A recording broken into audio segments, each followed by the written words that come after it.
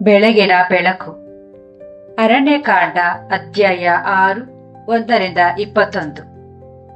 ನಾಜರ್ ವ್ರತ ಭಾಗ 1.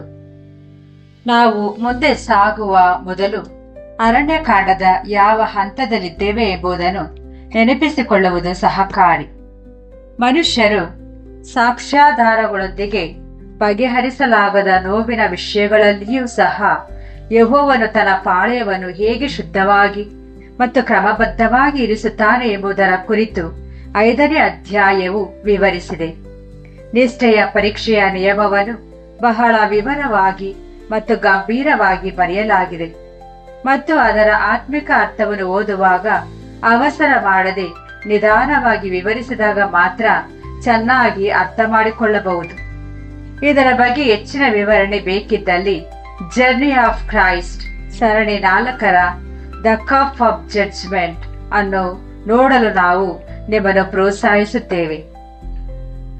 ಸದ್ಯಕ್ಕೆ ನಾವು ಮುಂದಿನ ಅಧ್ಯಾಯಕ್ಕೆ ಹೆಜ್ಜೆ ಹಾಕೋಣ ಮತ್ತು ಪಠ್ಯದ ನೇರ ಅರ್ಥವನ್ನು ಅನುಸರಿಸೋಣ. ಅರಣ್ಯಕಾಂಡ 6ನೇ ಅಧ್ಯಾಯವು ಒಂದು ಹೊಸ ವಿಭಾಗದೊಂದಿಗೆ ಪ್ರಾರಂಭವಾಗುತ್ತದೆ.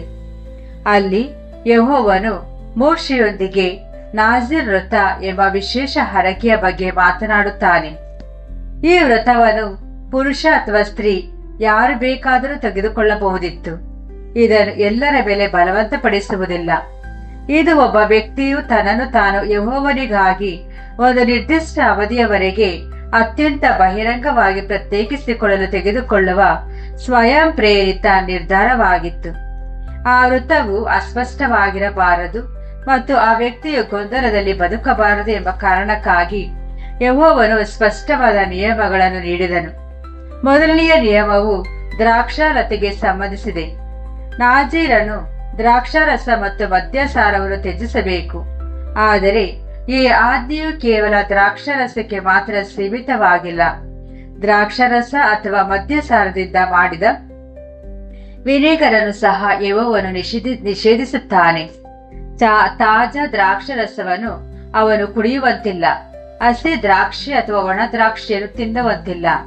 ದ್ರಾಕ್ಷಾರತೆಯಿಂದ ಬರುವ ಬೀಜ ಅಥವಾ ಸಿಪ್ಪೆ ಸೇರಿದಂತೆ ಯಾವುದನ್ನು ಅವನು ಸೇವಿಸುವಂತಿಲ್ಲ. ಈ ಭಾಷೆಯು ಒಂದು ನಿರ್ದಿಷ್ಟ ಪ್ರದೇಶದ ಸುತ್ತಲೂ ನಿರ್ಮಿಸಿದ ಬೇಲಿಯಂತೆ ಅತ್ಯಂತ ವಿಸ್ತಾರವಾಗಿ ಮತ್ತು ಪೂರ್ಣವಾಗಿದೆ. ವೃತವು ಜಾರಿಯಲ್ಲಿರುವವರಿಗೆ ನಾಜೀರನು ದ್ರಾಕ್ಷಾಲತೆಯಿಂದ ಬರುವ ಯಾವುದನ್ನು ರುಚಿ ನೋಡುವಂತಿಲ್ಲ. 2ನೆಯ ನಿಯಮವು ಕೂದಲಿಗೆ ಸಂಬಂಧಿಸಿದೆ. ವೃತದ ಅವಧಿಯಲ್ಲಿ ತಲೆಯ ಮೇಲೆ ಕ್ಷೌರದ ಕತ್ತಿ ಬೀಳಬಾರದು. ನಾಜೀರನು ಕೂದಲನ್ನು ಉದ್ದವಾಗಿ ಬೆಳೆಸಬೇಕು. ಇದು ಕೇವಲ ಹೃದಯದ ಒಳಗಿನ ಖಾಸಗಿ ಭಾವನೆಯಾಗಿ ಉಳಿಯದೆ ಒಂದು ಬಹಿರಂಗ ಸಂಕೇತವಾಗುತ್ತದೆ. ಆ ವ್ಯಕ್ತಿಯನ್ನು ನೋಡುವ ಯಾರಾದರೂ ಇವರು ಯೆಹೋವನಿಗಾಗಿ ಪ್ರತ್ಯೇಕಿಸಲ್ಪಟ್ಟ ಅವಧಿಯಲ್ಲಿದ್ದಾರೆ ಎಂದು ಗುರುತಿಸಬಹುದು. ಆ ವ್ರತವು ಬಹಿರಂಗವಾಗಿ ಕಾಣಿಸುತ್ತದೆ ಮತ್ತು ಆ ಕಾಳುವಿಕೆಯು ಜವಾಬ್ದಾರಿಯನ್ನು ತರುತ್ತದೆ. 3ನೆಯ ನಿಯಮವು ಮರಣಕ್ಕೆ ಸಂಬಂಧಿಸಿದೆ. ನಾಜೀರನು ತನ್ನ ಪ್ರತ್ಯೇಕತೆಯ ಅವಧಿಯಲ್ಲಿ ಮೃತದೇಹದ ಹತ್ತಿರ ಹೋಗಬಾರದು. ಸತ್ತ ವ್ಯಕ್ತಿಯು ತಂದೆ, ತಾಯಿ, ಸಹೋದರ ಅಥವಾ ಸಹೋದರಿಯರಂತಹ ಹತ್ತಿರದ ಕುಟುಂಬದ ಸದಸ್ಯರಾಗಿದ್ದರೂ ಸಹ ನಾಜೀರನು ತನ್ನನ್ನು ತಾನು ಅಶುದ್ಧಗೊಳಿಸಬಾರದು. ಪಠ್ಯವು ಇದಕ್ಕೆ ಕಾರಣವನ್ನು ಈ ರೀತಿ ವಿವರಿಸುತ್ತದೆ. ತಲೆಯ ಮೇಲಿನ ಕೂದಲು ಪ್ರತ್ಯೇಕತೆಯ ಸಂಕೇತವಾಗಿದೆ ಮತ್ತು ಆ ಅವಧಿಯಲ್ಲಿ ಯೆಹೋವನಿಗಾಗಿ ಮಾಡಿಸಿಕೊಂಡ ಪ್ರತಿಷ್ಠಾಪನೆಯು ಅವರ ತಲೆಯ ಮೇಲೆ ಇರುತ್ತದೆ.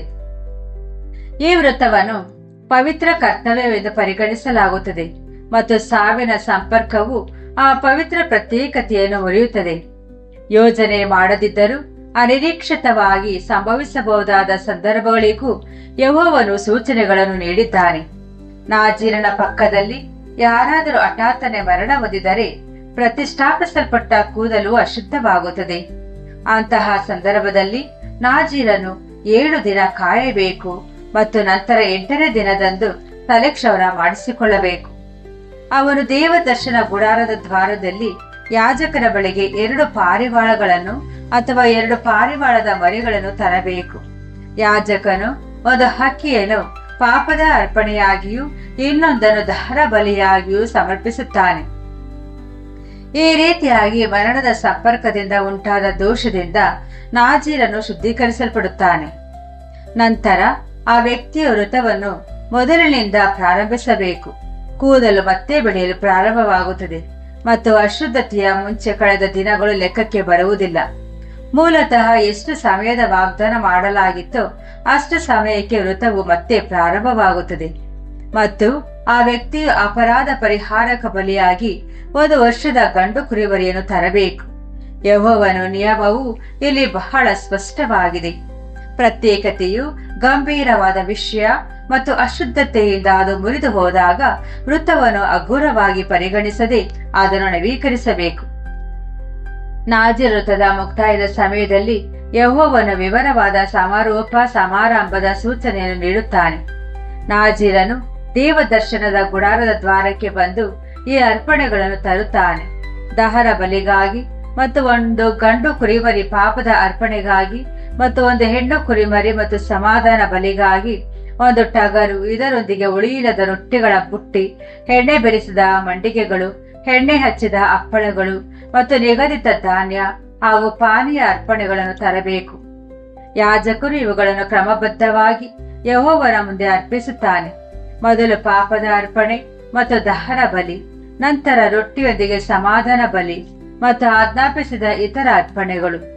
ನಂತರ ನಾಜೀರನು ದೇವದರ್ಶನದ ಗುಡಾರದ ದ್ವಾರದಲ್ಲಿ ತಲೆಕ್ಷೌರ ಮಾಡಿಸಿಕೊಂಡು ಆ ಕೂದಲನ್ನು ಸಮಾಧಾನ ಬಲಿಯ ಅಡಿಯಲ್ಲಿರುವ ಬೆಂಕಿಯಲ್ಲಿ ಹಾಕುತ್ತಾನೆ. ಅದರ ನಂತರ ಯಾಜಕನು ಯಾಜಕರಿಗಾಗಿ ಮೀಸಲಾದ ಪವಿತ್ರ ಭಾಗಗಳನ್ನು ತೆಗೆದುಕೊಂಡು ನಾಜೀರನ ಕೈಗಳಲ್ಲಿ ಇರಿಸಿ ಯೆಹೋವನ ಮುಂದೆ ವಿಶೇಷ ಅರ್ಪಣೆಯಾಗಿ ಎತ್ತಿ ಹಿಡಿಯುತ್ತಾನೆ. ಈ ಸಮಾರಂಭದ ನಂತರ ನಾಜೀರನು ಮತ್ತೆ ದ್ರಾಕ್ಷಾರಸವನ್ನು ಕುಡಿಯಬಹುದು ಎಂದು ಪಠ್ಯವು ಹೇಳುತ್ತದೆ. ದ್ರಾಕ್ಷಾರಸವನ್ನು ಅಶುದ್ಧವೆಂದು ಪರಿಗಣಿಸಲಾಗಿಲ್ಲ ಎಂಬುದನ್ನು ಇದು ತೋರಿಸುತ್ತದೆ. ಅದು ಒಂದು ಅವಧಿಯವರೆಗೆ ತ್ಯಜಿಸಲ್ಪಟ್ಟ ವಿಷಯವಾಗಿದೆ ಅಷ್ಟೇ, ಏಕೆಂದರೆ ಆ ವೃತ್ತವು ಪ್ರತ್ಯೇಕತೆಯ ಅವಧಿಯಾಗಿದೆ. ಈ ಅಧ್ಯಾಯವು ಬಹಳ ಆಳವಾಗಿದೆ ಮತ್ತು ಯೆಹೋವನ ಆಜ್ಞೆಗಳು ಅತ್ಯಂತ ನಿಖರವಾಗಿವೆ. ಆದರೆ ನಾವು ಇದನ್ನು ಜಾಗರೂಕತೆಯಿಂದ ಓದಿದಾಗ ಒಂದು ಪ್ರಶ್ನೆ ತಕ್ಷಣವೇ ಏಳುತ್ತದೆ. ಯೆಹೋವನು ಕೇವಲ ದ್ರಾಕ್ಷಾರಸ ಕುಡಿಯಬೇಡಿ ಎಂದು ಹೇಳುವ ಬದಲು ವಿನೆಗರ್, ದ್ರಾಕ್ಷಿ ಮತ್ತು ಒಣದ್ರಾಕ್ಷಿಯನ್ನು ಸಹ ಏಕೆ ನಿಷೇಧಿಸಿದನು? ದ್ರಾಕ್ಷಲತೆಯ ಪ್ರತಿಯೊಂದು ದ್ವಾರವನ್ನು ಯೆಹೋವನು ಏಕೆ ಮುಚ್ಚಿದನು? ಇದನ್ನು ನಾವು ನಾಳೆಯ ಬೆಳಗಿನ ಬೆಳಕಿನಲ್ಲಿ ಅಧ್ಯಯನ ಮಾಡೋಣ. ಪ್ರಾರ್ಥನೆ. ಇಸ್ರಾಯೇಲರ ಪವಿತ್ರ ದೇವರಾದ ಯೆಹೋವನೇ, ನಿನ್ನ ಸ್ಪಷ್ಟವಾದ ಮಾತುಗಳಿಗಾಗಿ ಮತ್ತು ಕ್ರಮಬದ್ಧವಾದ ಮಾರ್ಗಗಳಿಗಾಗಿ ನಿನಗೆ ವಂದನೆಗಳು. ಯಾವುದನ್ನು ನೀನು ಪವಿತ್ರವೆಂದು ಕರೆಯುತ್ತೀಯೋ ಅದನ್ನು ಗೌರವಿಸಲು ಮತ್ತು ಯಾವುದನ್ನು ಅಶುದ್ಧವೆಂದು ಕರೆಯುತ್ತೀಯೋ ಅದಕ್ಕೆ ಭಯಪಡಲು ನಮ್ಮ ಹೃದಯಗಳು ಕಲಿಯಲಿ. ನಾವು ಭಕ್ತಿಯನ್ನು ಹಗುರವಾಗಿ ಪರಿಗಣಿಸದಿರೋಣ ಮತ್ತು ಅಜಾಗರೂಕತೆಯಿಂದ ಆರೈಕೆಗಳನ್ನು ಮಾಡದಿರೋಣ. ಸಣ್ಣ ಆಯ್ಕೆಗಳಲ್ಲಿ ನಿಷ್ಠಾವಂತರಾಗಿರಲು ಮತ್ತು ಗುಪ್ತ ಸ್ಥಳಗಳಲ್ಲಿ ಜಾಗರೂಕರಾಗಿರಲು ನಮಗೆ ಕಲಿಸು. ವಿಧೇಯತೆಯ ಹಾದಿಯಲ್ಲಿ ನಮಗೆ ಶುದ್ಧ ಆಲೋಚನೆಗಳನ್ನು, ಶುದ್ಧ ಮಾತುಗಳನ್ನು ಮತ್ತು ಶುದ್ಧ ಹೆಜ್ಜೆಗಳನ್ನು ನೀಡು. ನಿನ್ನ ಸನ್ನಿಧಿಯು ನಮಗೆ ಸಮೀಪವಾಗಿರಲಿ ಮತ್ತು ನಮ್ಮ ಜೀವವು ನಿನಗಾಗಿ ಪ್ರತ್ಯೇಕಿಸಲ್ಪಟ್ಟಿರಲಿ. ಕ್ರಿಸ್ತನ ಹೆಸರಿನಲ್ಲಿ ಆಮೆನ್.